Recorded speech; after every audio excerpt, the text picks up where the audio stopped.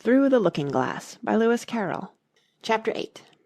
It's My Own Invention. After a while the noise seemed gradually to die away, till all was dead silence, and Alice lifted up her head in some alarm. There was no one to be seen, and her first thought was that she must have been dreaming about the lion and the unicorn, and those queer Anglo-Saxon messengers. However, there was the great dish still lying at her feet, on which she had tried to cut the plum-cake. "So I wasn't dreaming after all," she said to herself, unless we're all part of the same dream. Only I do hope it's my dream, and not the Red King's. I don't like belonging to another person's dream," she went on, in a rather complaining tone. "I've a great mind to go and wake him, and see what happens." At this moment her thoughts were interrupted by a loud shouting of "Ahoy! Ahoy! Check!" and a knight, dressed in crimson armour, came galloping down upon her, brandishing a great club. Just as he reached her, the horse stopped suddenly. "You're my prisoner!" the knight cried, as he tumbled off his horse. Startled as she was, Alice was more frightened for him than for herself at the moment, and watched him with some anxiety as he mounted again. As soon as he was comfortably in the saddle, he began once more, "You're my—" But here another voice broke in, "Ahoy! Ahoy! Check!" and Alice looked round in some surprise for the new enemy. This time it was a white knight. He drew up at Alice's side, and tumbled off his horse just as the Red Knight had done. Then he got on again, and the two knights sat and looked at each other for some time, without speaking. Alice looked from one to the other in some bewilderment. "She's my prisoner, you know," the Red Knight said at last. "Yes, but then I came and rescued her," the White Knight replied. "Well, we must fight for her then," said the Red Knight, as he took up his helmet, which hung from the saddle, and was something the shape of a horse's head, and put it on. "You will observe the rules of battle, of course," the White Knight remarked, putting on his helmet too. "I always do," said the Red Knight, and they began banging away at each other with such fury that Alice got behind a tree to be out of the way of the blows. "I wonder, now, what the rules of battle are," she said to herself, as she watched the fight, timidly peeping out from her hiding-place. "One rule seems to be that if one knight hits the other he knocks him off his horse, and if he misses he tumbles off himself, and another rule seems to be that they hold their clubs with their arms as if they were Punch and Judy. What a noise they make when they tumble, just like a whole set of fire-irons falling into the fender. And how quiet the horses are! They let them get on and off them just as if they were tables." Another rule of battle that Alice had not noticed seemed to be that they always fell on their heads, and the battle ended with their both falling off in this way, side by side. When they got up again they shook hands, and then the Red Knight mounted and galloped off. "It was a glorious victory, wasn't it?" said the White Knight, as he came up panting. "I don't know," Alice said doubtfully. "I don't want to be anybody's prisoner. I want to be a queen." "So you will when you've crossed the next brook," said the White Knight. "I'll see you safe to the end of the wood, and then I must go back, you know. That's the end of my move." "Thank you very much," said Alice. "May I help you off with your helmet?" It was evidently more than he could manage by himself. However, she managed to shake him out of it at last. "Now one can breathe more easily," said the knight, putting back his shaggy hair with both hands, and turning his gentle face and large mild eyes to Alice. She thought she had never seen such a strange-looking soldier in all her life. He was dressed in tin armour, which seemed to fit him very badly, and he had a queer-shaped little deal box fastened across his shoulder, upside down, with the lid hanging open. Alice looked at it with great curiosity. "I see you're admiring my little box," the knight said in a friendly tone. "It's my own invention, to keep clothes and sandwiches in. You see, I carry it upside down, so that the rain can't get in." "But the things can get out," Alice gently remarked. "Do you know the lid's open?" "I didn't know it," the knight said, a shade of vexation passing over his face. "Then all the things must have fallen out, and the box is no use without them." He unfastened it as he spoke, and was just going to throw it into the bushes, when a sudden thought seemed to strike him, and he hung it carefully on a tree. "Can you guess why I did that?" he said to Alice. Alice shook her head. "In hopes some bees may make a nest in it. Then I should get the honey." "But you've got a beehive, or something like one, fastened to the saddle," Alice said. "Yes, it's a very good beehive," the knight said in a discontented tone, "one of the best kind, but not a single bee has come near it yet. And the other thing is a mousetrap. I suppose the mice keep the bees out, or the bees keep the mice out. I don't know which." "I was wondering what the mousetrap was for," said Alice. "It isn't very likely there would be any mice on the horse's back." "Not very likely, perhaps," said the knight, "but if they do come, I don't choose to have them running all about. You see," he went on after a pause, "it's as well to be provided for everything. That's the reason the horse has all those anklets round his feet." "But what are they for?" Alice asked in a tone of great curiosity. "To guard against the bites of sharks," the knight replied. "It's an invention of my own. And now help me on. I'll go with you to the end of the wood. What's the dish for?" "It's meant for plum cake," said Alice. "We'd better take it with us," the knight said. "It'll come in handy if we find any plum cake. Help me to get it into this bag." This took a very long time to manage, though Alice held the bag open very carefully, because the knight was so very awkward in putting in the dish.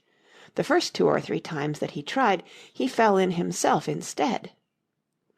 "It's rather a tight fit, you see," he said, as they got it in at last. "There are so many candlesticks in the bag." And he hung it to the saddle, which was already loaded with bunches of carrots and fire-irons and many other things. "I hope you've got your hair well fastened on," he continued, as they set off. "Only in the usual way," Alice said, smiling. "That's hardly enough," he said anxiously. "You see, the wind is so very strong here. It's as strong as soup." "Have you invented a plan for keeping the hair from being blown off?" Alice inquired. "Not yet," said the knight, "but I've got a plan for keeping it from falling off." "I should like to hear it very much." "First you take an upright stick," said the knight. "Then you make your hair creep up it, like a fruit tree. Now, the reason hair falls off is because it hangs down. Things never fall upwards, you know. It's a plan of my own invention. You may try it if you like." It didn't sound a comfortable plan, Alice thought, and for a few minutes she walked on in silence, puzzling over the idea, and every now and then stopping to help the poor knight, who certainly was not a good rider. Whenever the horse stopped, which it did very often, he fell off in front, and whenever it went on again, which it generally did rather suddenly, he fell off behind. Otherwise he kept on pretty well, except that he had a habit of now and then falling off sideways, and as he generally did this on the side on which Alice was walking, she soon found that it was the best plan not to walk quite close to the horse. "I'm afraid you've not had much practice in riding," she ventured to say, as she was helping him up from his 5th tumble. The knight looked very much surprised, and a little offended at the remark. "What makes you say that?" he asked, as he scrambled back into the saddle, keeping hold of Alice's hair with one hand to save himself from falling over on the other side. "Because people don't fall off quite so often when they've had much practice." "I've had plenty of practice," the knight said very gravely. "Plenty of practice." Alice could think of nothing better to say than, "Indeed," but she said it as heartily as she could. They went on a little way in silence after this, the knight with his eyes shut, muttering to himself, and Alice watching anxiously for the next tumble. "The great art of riding," the knight suddenly began in a loud voice, waving his right arm as he spoke, "is to keep—" Here the sentence ended as suddenly as it had begun, as the knight fell heavily on the top of his head, exactly in the path where Alice was walking. She was quite frightened this time, and said in an anxious tone as she picked him up, "I hope no bones are broken." "None to speak of," the knight said, as if he didn't mind breaking 2 or 3 of them. "The great art of riding, as I was saying, is to keep your balance properly, like this, you know." He let go the bridle and stretched out both his arms to show Alice what he meant, and this time he fell flat on his back, right under the horse's feet.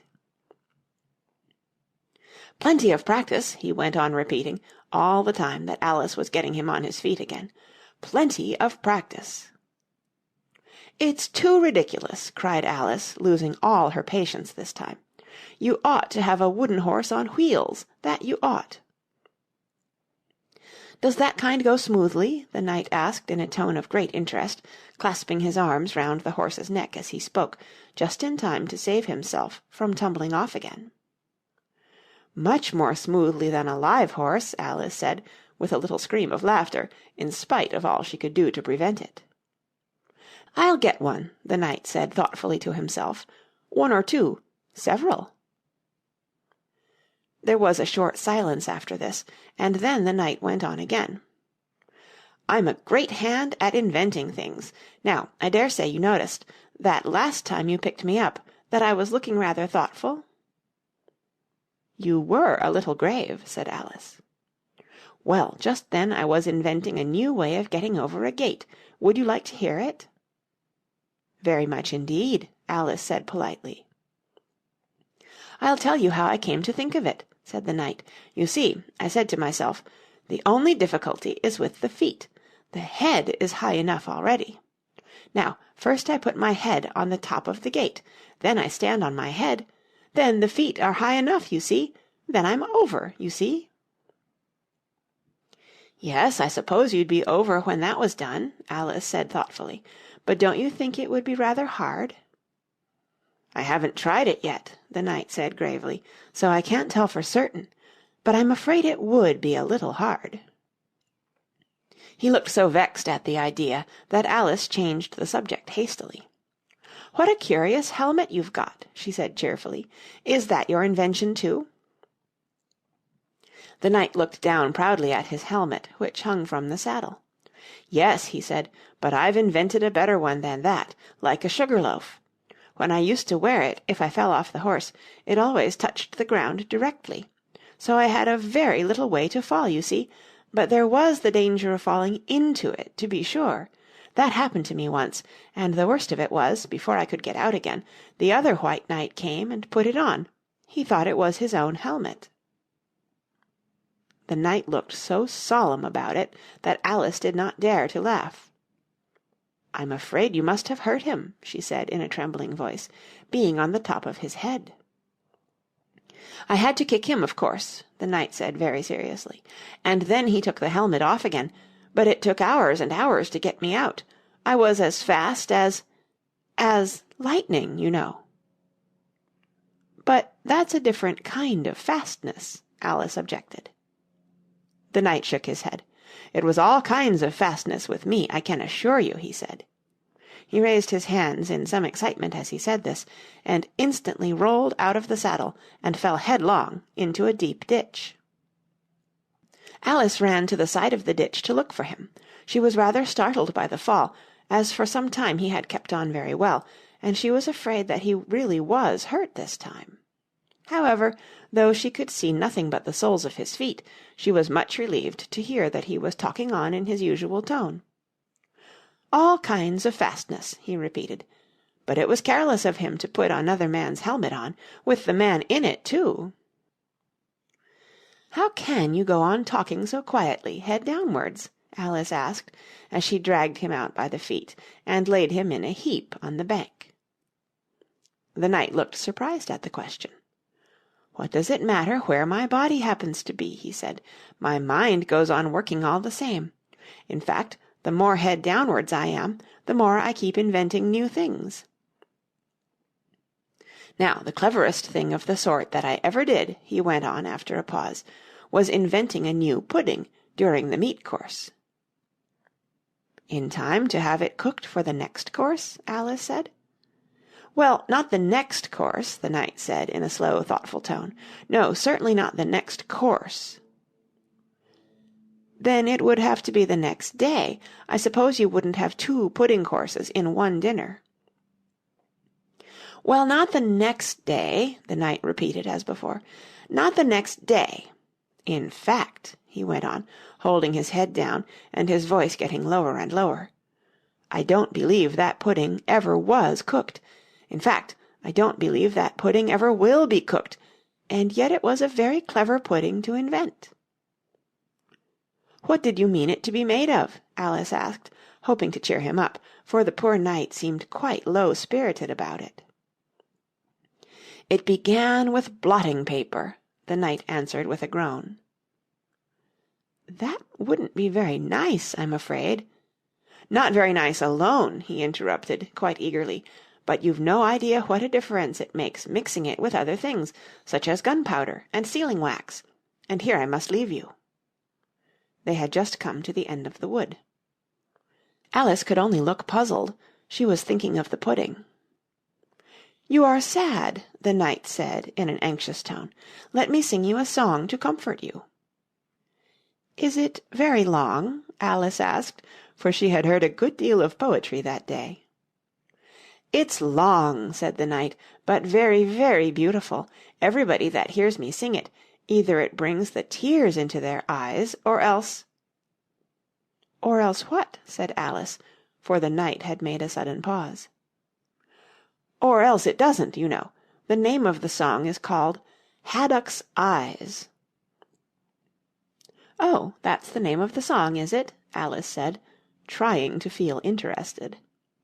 No, you don't understand, the knight said, looking a little vexed. That's what the name is called. The name really is The Aged Man. Then I ought to have said, that's what the song is called. Alice corrected herself. No, you oughtn't. That's quite another thing. The song is called Ways and Means, but that's only what it's called, you know. Well, what is the song, then? Said Alice, who was by this time completely bewildered. I was coming to that, the knight said. The song really is A Sitting on a Gate, and the tune's my own invention. So saying, he stopped his horse, and let the reins fall on its neck. Then, slowly beating time with one hand, and with a faint smile lighting up his gentle foolish face, as if he enjoyed the music of his song, he began. Of all the strange things that Alice saw in her journey through the looking-glass, this was the one that she always remembered most clearly.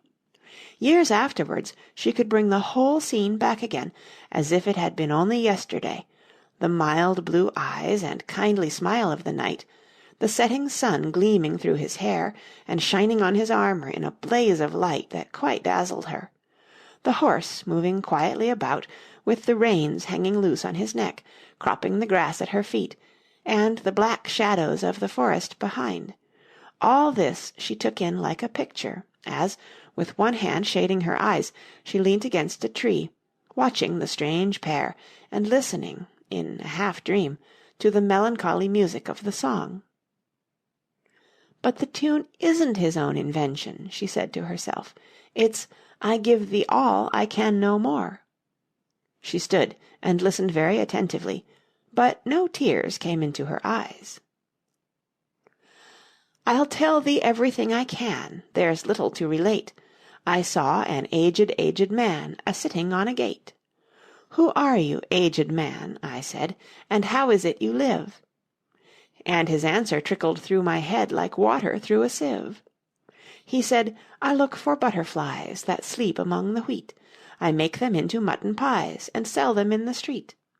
I sell them unto men, he said, who sail on stormy seas, and that's the way I get my bread, a trifle, if you please. But I was thinking of a plan to dye one's whiskers green, and always use so large a fan that they could not be seen. So having no reply to give to what the old man said, I cried, 'Come tell me how you live,' and thumped him on the head. His accents mild took up the tale. He said, 'I go my ways, and when I find a mountain rill, I set it in a blaze.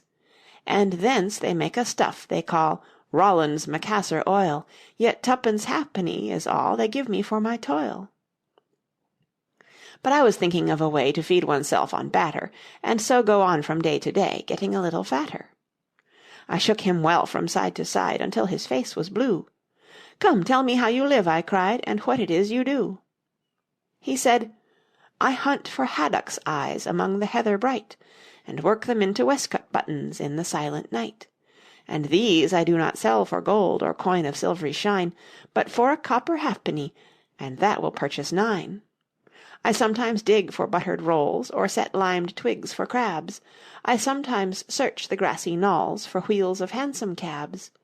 And that's the way,' he gave a wink, 'by which I get my wealth, and very gladly will I drink your honour's noble health.' I heard him then, for I had just completed my design to keep the Menai Bridge from rust by boiling it in wine. I thanked him much for telling me the way he got his wealth, but chiefly for his wish that he might drink my noble health.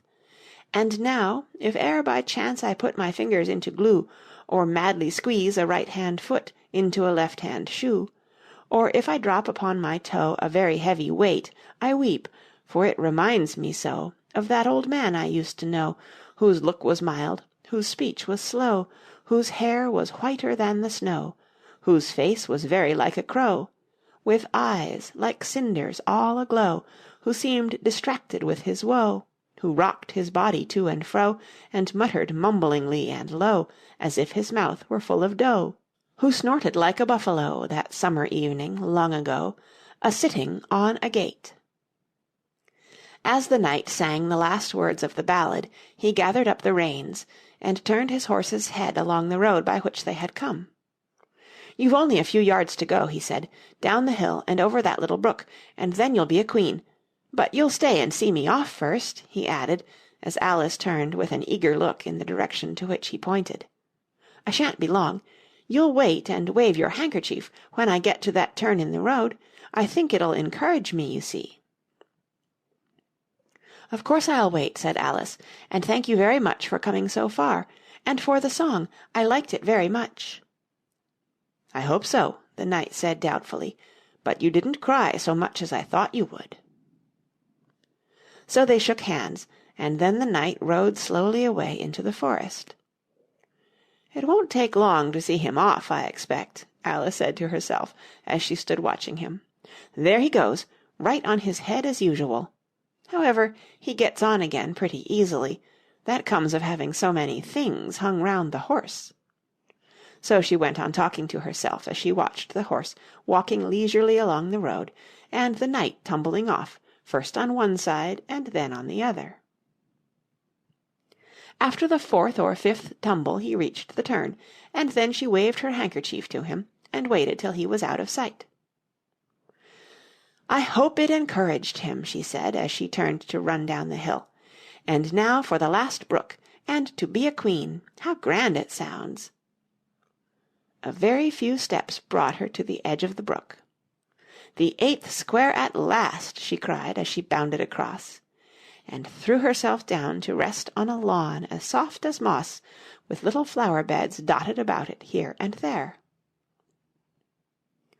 "Oh, how glad I am to get here! And what is this on my head?" she exclaimed in a tone of dismay, as she put her hands up to something very heavy, and fitted tight all round her head. "But how can it have got there without my knowing it?" she said to herself as she lifted it off, and set it on her lap to make out what it could possibly be. It was a golden crown. End of chapter 8.